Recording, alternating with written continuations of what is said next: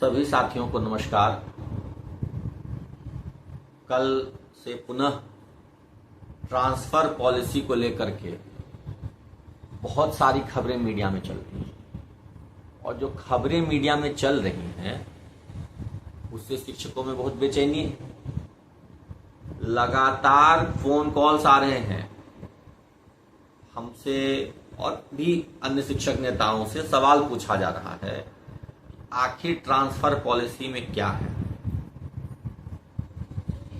क्या सभी कोटि के शिक्षकों की काउंसलिंग होगी, क्या सभी का ट्रांसफर होगा, इस सब तरह की बातें आ रही हैं। क्या जो क्षमता में जिला आवंटित है वो कैंसिल हो जाएगा, फिर से जिला का ऑप्शन लिया जाएगा, क्या बीपीएससी वालों से भी फिर से जिला का ऑप्शन लिया जाएगा, इस सब तरह की बातें आ रही हैं।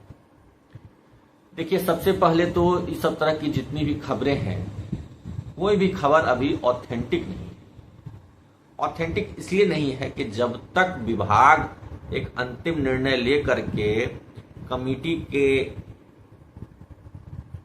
पास आए सुझावों पर अंतिम मत नहीं दे देती है, तब तक किसी भी एक व्यक्ति के अनुसार अगर ये कह दिया जाए, कमेटी में बहुत सारे लोग हैं, उनमें से कोई किसी एक के माध्यम से यह खबर निकल के आए कि हाँ इस मुद्दों पर सहमति बनी, इस पर बात हुई है, ये हो सकता है, वो हो सकता है, उसको सत्य मान लेना उचित है। क्योंकि अभी तक कोई अंतिम डिसीजन नहीं हुआ है, फाइनल डिसीजन नहीं। और फाइनल डिसीजन माननीय मुख्यमंत्री जी की सहमति से होगा, यह भी जान लीजिए। केवल विभाग के 3-4 लोगों की जो कमेटी बनी है उनके सुझाव से या उनके मीटिंग से इस गंभीर विषय पर निष्कर्ष नहीं निकलना है। क्योंकि इस मुद्दे पर बहुत सारे राजनेताओं के सुझाव हैं, मंत्रियों के, वरिष्ठ मंत्रियों के सुझाव हैं, तो इस मुद्दे पर अभी फाइनल कुछ नहीं। कुछ बातें जरूर हैं जो कि होने की संभावना है, और कुछ बातें जो बिल्कुल नहीं होने की संभावना है फिर भी वो न्यूज में चल रहा है। पहली बात तो ये कि जो आवंटित जिला है सक्षमता परीक्षा पास करने के बाद वो कैंसिल होने नहीं जा रहा है। इस तरह की जो भी भ्रामक खबरें चल रही हैं वो पूरी तरह से गलत हैं। जिसको जो जिला मिला है वो बरकरार रहेगा, उसमें कोई चेंज नहीं होने जा रहा है। दूसरा, जो हमने अपने मांग पत्र में सुझाव दिया था कि जिस प्रकार 3 जिला का विकल्प लिया गया उसी प्रकार से प्राप्त जिले में 3 प्रखंडों का विकल्प लिया जाए, इस पर बहुत गंभीरतापूर्वक बात हो रही है और इस पर कमेटी में एक सहमति बनती दिख रही है। लेकिन अंतिम निर्णय नहीं हुआ है, लेकिन हाँ सहमति बनती दिख रही है कि शिक्षकों से, जो सक्षमता परीक्षा पास शिक्षक हैं, उनसे एक प्रखंड का ऑप्शन ले लिया जाए, 3 प्रखंड का ऑप्शन ले लिया जाए और उस प्रखंड में, तीनों में से किसी एक प्रखंड में उनको आवंटित करके फिर रैंडमाइजेशन से स्कूल उनको आवंटित कर दिया जाए।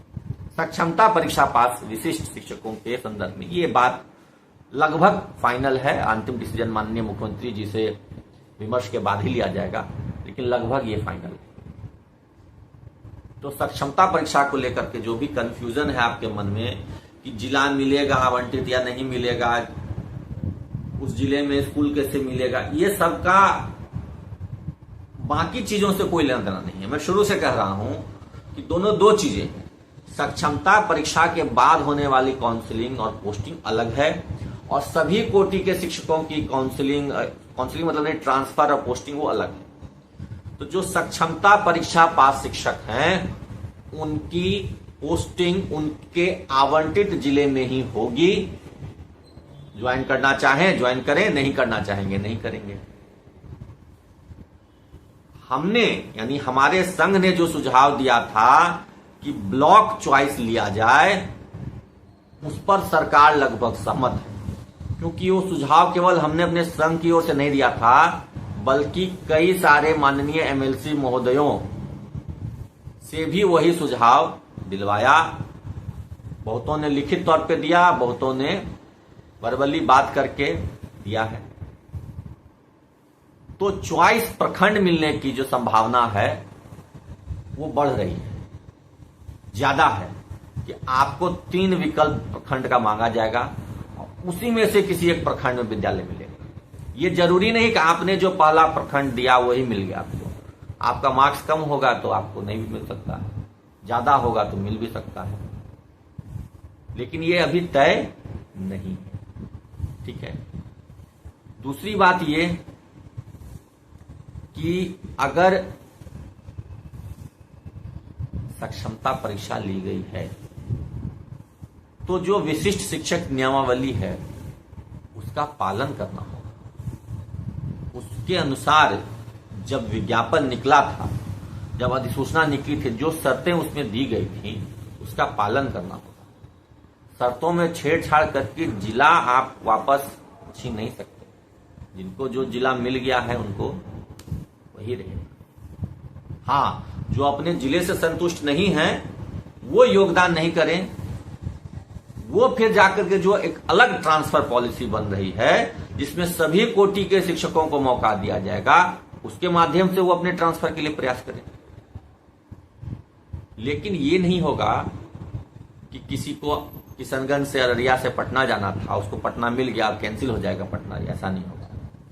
जिनको ट्रांसफर चाहिए था और जिला आवंटित उनको मिला है, वो जिला उनका रहेगा। ये क्लियर है।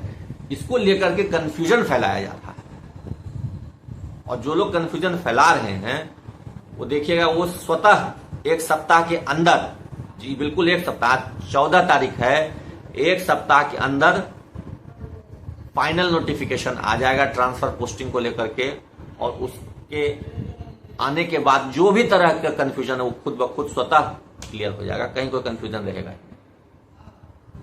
तो सक्षमता परीक्षा के बाद जो काउंसलिंग होनी है, जो पोस्टिंग होनी है, वो यथावत रहेगी। उसमें सुधार जो हम लोगों ने मांग की थी उस पर सहमति बनी है कि हमको एक ब्लॉक का चॉइस करने का ऑप्शन मिलेगा, और उसमें ब्लॉक में फिर विद्यालय रैंडमाइजेशन से होगा, ये कन्फर्म।